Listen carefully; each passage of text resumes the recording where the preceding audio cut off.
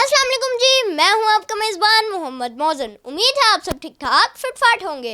नाजरीन, आज हम आपको एक ऐसी बाहिम्मत, बाहौसला और मुतासिरकुन शख्सियत से मिलवाने जा रहे हैं जो ना सिर्फ नाबीना है बल्कि एक सरकारी स्कूल में बतौर उस्ताद खिदमत अंजाम दे रही हैं। इनकी ज़िंदगी मुश्किलात से भरी रही, लेकिन इन्होंने अपनी माजूरी को कभी अपनी राह की रुकावट नहीं बनने दिया। वो ना सिर्फ बच्चों को तालीम देती हैं बल्कि मुख्तलिफ इक़साम के मज़ेदार खाने भी पकाती हैं, घर के तमाम काम खुद अंजाम देती हैं और साथ साथ एक दिलकश आवाज़ की मालिक गुलकारा भी हैं।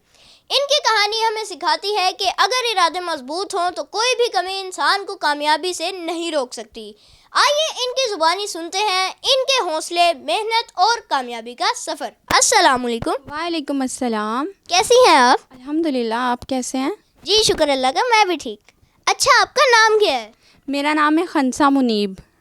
नाबीना होने के बावजूद आपने हार नहीं मानी। आपको ये हौसला कहाँ से मिला? ये मेरे पेरेंट्स से, यही हौसला मुझे मेरे पेरेंट्स से मिला है। कभी उन्होंने मुझे नाबीना समझा ही नहीं है। हालांकि मैं हूँ भी, लेकिन उन्होंने कभी मुझे फ़ील नहीं होने दिया। अच्छा, माशाल्लाह। आप अपनी ज़िंदगी की सबसे बड़ी कामयाबी किसको समझती हैं?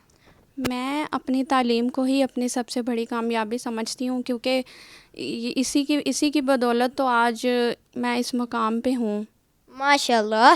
बचपन में किन किन मुश्किलात का सामना करना पड़ा? बचपन में बहुत सी मुश्किलात का सामना करना पड़ा, लेकिन मैंने उन्हें फ़ेस करते हुए मैं उन मुश्किलात से गुज़री। जब कोई भी काम करती थी तो मुझे मुश्किल होती थी, लेकिन जब मैं सोच लेती थी कि मैंने अब ये काम करना है तो बस करना है। मैंने ये नहीं सोचना कि मैं ब्लाइंड हूँ तो मैं ये काम नहीं कर सकती, या मुझे कल को कोई ये ना कहे कि आप ब्लाइंड हो तो आप ये काम नहीं कर सकती। मैं कर लेती थी। मुझे इसीलिए मुश्किलात का सामना करना पड़ता था, लेकिन मैं उन्हें फ़ेस करती थी। माशाल्लाह। क्या आपको कभी ऐसा लगा कि दुनिया ने आपको कमज़ोर समझा? आपने उन लम्हों का कैसे सामना किया? जी, बिल्कुल लगा। जब मेरे अब्बू जी की डेथ हुई उस वक़्त मुझे लगा कि मैं अब अकेली हूँ, मेरा कोई भी नहीं है, क्योंकि वो मुझे बहुत ज़्यादा सपोर्ट करते थे। मैं छोटी सी थी जब उनकी डेथ हुई है, तो मुझे वो बहुत ज़्यादा सपोर्ट करते थे। लेकिन जब वो इस दुनिया फ़ानी से चल बसे तो फिर मुझे मुश्किलात का सामना करना पड़ा, लेकिन अम्मी जी ने मुझे कभी भी हिम्मत नहीं हारने दी और फिर मैंने भी हिम्मत नहीं हारी, और अल्हम्दुलिल्लाह मैं बहुत खुश हूँ इसमें। आपके वालिदैन और ख़ानदान का आपके यहाँ तक पहुँचने में क्या किरदार है? उनका बहुत अच्छा किरदार रहा, लेकिन सबसे ज़्यादा मैं अपनी माँ की वजह से इस मुकाम पे हूँ। आपने तालीम भी हासिल की और कुकिंग करना भी सीखी। आपने इनमें किन मुश्किलात का सामना करना पड़ा?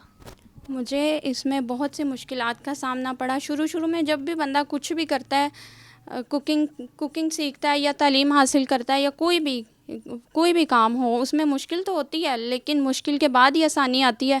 मुझे उसके बाद जब मैंने तालीम हासिल करने का सोचा तो उस वक्त मुझे बहुत सी मुश्किलात का सामना करना पड़ा, लेकिन उसके बाद फिर जैसे आहिस्ता फिर मेरी मुश्किल आसान होती गई, क्योंकि मुझे पता था कि मैं ये कर सकती हूँ। तो अल्हम्दुलिल्लाह फिर मैंने किया, और फिर मुश्किलात तो फिर आती हैं, लेकिन उसको फ़ेस तो इजीली कर लिया था। कोई मुश्किल का सामना नहीं करना पड़ा। जब मैं आगे थोड़ा यानी जब मैं इस मुकाम पे पहुंची कि मुझे फ़ील हुआ कि अब मैं कर सकती हूँ, तो फिर मुझे किसी भी मुश्किल का सामना नहीं करना पड़ा। वाकई आप बहुत बाहिम्मत हैं। नॉर्मली इंसान इन मुश्किलात का सामना नहीं कर सकता, लेकिन आपने ब्लाइंड होने के बावजूद भी सब कुछ विन किया। क्या आपको तालीम हासिल करते वक्त किसी ने अप्रिशिएट किया या डिसहार्ट किया? अप्रिशिएट भी बहुत ज़्यादा किया और डिसहार्ट भी किया। बहुत से लोगों ने कहा कि मैं तालीम हासिल नहीं कर सकती। असल में मैं बहुत छोटी थी जब मुझे एक ब्लाइंड का हॉस्टल होता है, ठीक है, जहाँ पे हम लोग वैसे भी स्कूल जा सकते थे, लेकिन मैंने कहा कि मैं हॉस्टल में रहूँगी, और मैं फिर एक ब्लाइंड स्कूल में पढ़ने के लिए गई हॉस्टल में। लेकिन मेरा वहाँ पे दिल नहीं लगता था, तो मुझे अम्मी जी छोड़ के आती थी। तो मैं घर जब आई तो मुझे बहुत से लोगों ने कहा, माँ जी को, कि ये नहीं पढ़ सकती, बहुत ज़्यादा डिसहार्ट किया। फिर एक दिन मैंने उनसे कहा कि मैं एक दिन ऐसा आएगा कि मैं आप लोग को पढ़ के दिखाऊंगी। जिस दिन मैं उसी स्कूल से मैंने मैट्रिक करके स्कूल से आई तो मैंने जिसने मुझे बोला मैं उसकी तरफ गई सबसे पहले। जब मेरे हाथ में सन्नत थी और मैं उनके घर गई, मैंने कहा, और मिठाई का डिब्बा लेकर गई, मैंने कहा आपने मुझे कहा था ना कि मैं क्वालिफ़िकेशन नहीं हासिल कर सकती, मैं नहीं पढ़ सकती, तो आज मैं आपके सामने हूँ। ये देखें मेरे रिज़ल्ट कार्ड, ये सारा कुछ मैंने उनके सामने रखा। मैंने कहा ये देखें, मैं, आप कहते हैं ना कि ब्लाइंड लोग तालीम हासिल नहीं कर सकते, लेकिन मैंने करके दिखाया उनको। माशाल्लाह, ज़बरदस्त। तो आप इतने मज़े मज़े के डिलीशियस खाने बनाती हैं, वो आपने कहाँ से सीखा? वो मैंने अपनी मदर से सीखा सब कुछ। इसमें कोई मुश्किल पेश नहीं आई हैं, बहुत सी मुश्किलात आई हैं। कभी मेरे से एक दो दफ़ा ऐसा भी हुआ कि मेरे से खाना जल जाता था, लेकिन अल्हम्दुलिल्लाह मुझे अम्मी जी ने बहुत ज़्यादा अप्रिशिएट किया।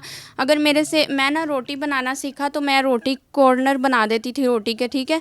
उसके बाद जो है वो इस तरह होता था, तो फिर मैं कहती थी ये देखें ये तो ठीक नहीं बनी रोटी, तो सारे मुझे कहते थे नहीं नहीं, मेरे भाई सब खाते थे वही रोटी जो कि मुझे पसंद नहीं आती थी।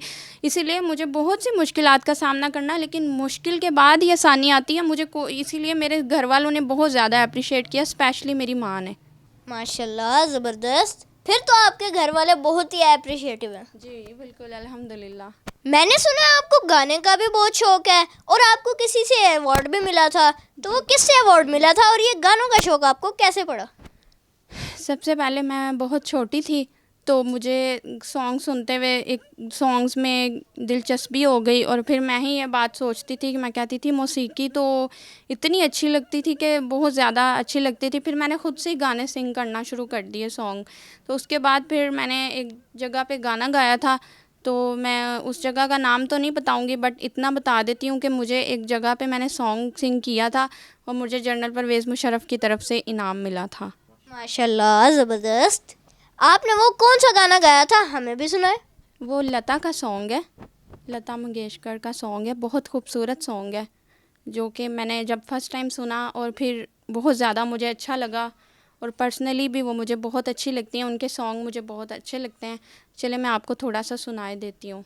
मुझे तेरी मोहब्बत का सहारा मिल गया होता, मुझे तेरी मोहब्बत का सहारा मिल गया होता, अगर तूफान नहीं आता किनारा मिल गया होता, खुशी से अपनी आँखों को मैं अश्कों से भिगो लेती, खुशी से अपनी आँखों को मैं अश्कों से भिगो लेती, मेरे बदले तो हंस लेता, मेरे बदले तो हंस लेता, तेरे बदले मैं रो लेती, मुझे काश तेरा दर्द सारा मिल गया होता, मुझे काश तेरा दर्द सारा मिल गया होता, अगर तूफान नहीं आता किनारा मिल गया होता, मुझे तेरी मोहब्बत का सहारा मिल गया होता। माशाल्लाह जी, ज़बरदस्त। क्या बात है, वाकई आपकी आवाज़ बहुत ही प्यारी है। अच्छा, आपको इसके अलावा कोई पंजाबी सॉन्ग भी आता है? जी आता है, बिल्कुल आता है। तो हमें भी सुनाए। चलिए मैं आपको एक जवाद अहमद साहब का सॉन्ग है वो मैं सुना देती हूँ ज़्यादा थोड़ा सा, ठीक है? जी जी। नकटन दिल ना लंगे रात कलम कली मैं बेजार ते अखा लाइया मोती लड़िया वांगू चढ़िया तू गयो समंदर पार ते हरदम आवे तेरी याद पल पल ताने देंदिया ने मेरी सखियां आजा हुन डोले ना मेरा दिल तोड़े ना नी ते मर जागी तेरे बिना साडा कलियां जी लगदा ही ना डोलना साडा जीना नी तेरे बिना डोलना डोलना। Wow wow, fantastic. एक प्यार का नगमा है मौजों की रवानी है एक प्यार का नगमा है मौजों की रवानी है जिंदगी और कुछ भी नहीं तेरी मेरी कहानी है एक प्यार का नगमा है कुछ खो कर पाना है कुछ पाकर खोना है जीवन का मतलब तो आना और जाना है कुछ खो कर पाना है कुछ पाकर खोना है जीवन का मतलब तो आना और जाना है पल पल के जीवन से एक उम्र चुरानी है पल पल के जीवन से एक उम्र चुरानी है जिंदगी और कुछ भी नहीं तेरी मेरी कहानी है एक प्यार का नगमा है मौजों की रवानी है जिंदगी और कुछ भी नहीं तेरी मेरी कहानी है। Thank you.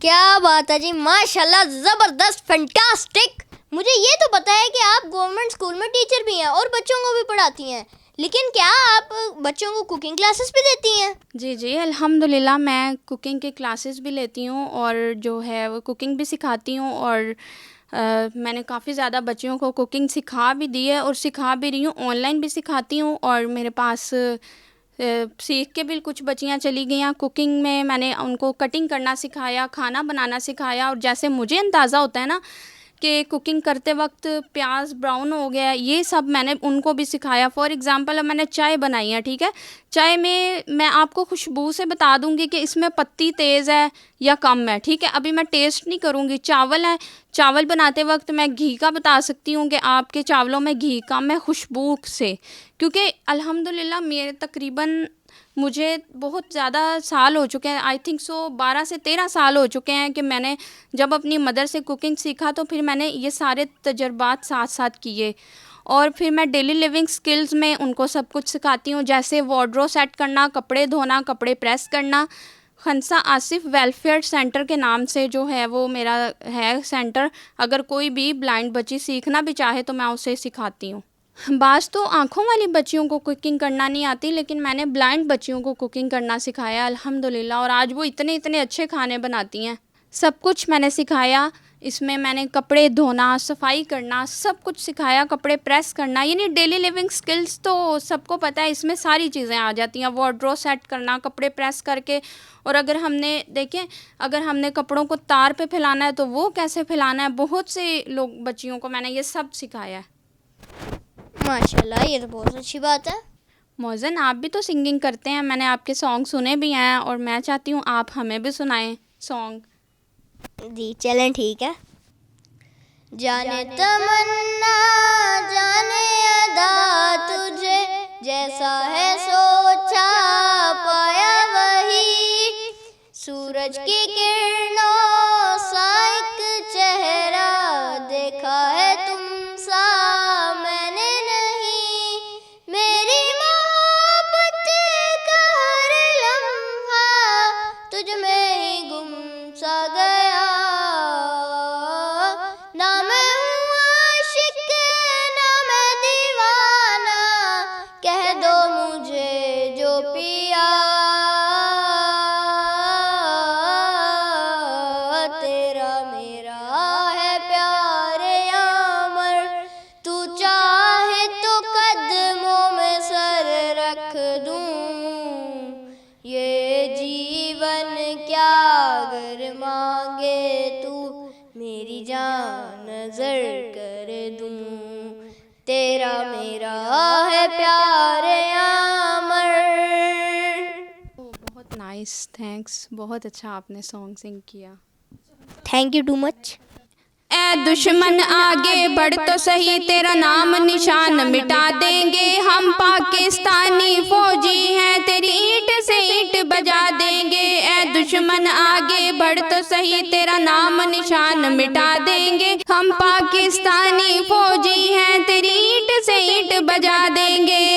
ए दुश्मन आगे बढ़ तो सही, तेरा नाम निशान मिटा देंगे हम। पाकिस्तानी फौजी हैं, तेरी ईंट से ईंट बजा देंगे। ए दुश्मन आगे बढ़ तो सही, तेरा नाम निशान मिटा देंगे हम। पाकिस्तानी फौजी हैं, तेरी ईंट से ईंट बजा देंगे। ये थी वो बातें एक ऐसी अजीम खातून की जुबानी जिन्होंने हमें सिखाया कि बसारत ना होने के बावजूद बसीरत सब कुछ मुमकिन बना सकती है। वो ना सिर्फ उस्ताद हैं बल्कि एक कामयाब घरेलू खातून, माहिर बावर्ची और खूबसूरत आवाज़ की मालिक गुलकारा भी हैं।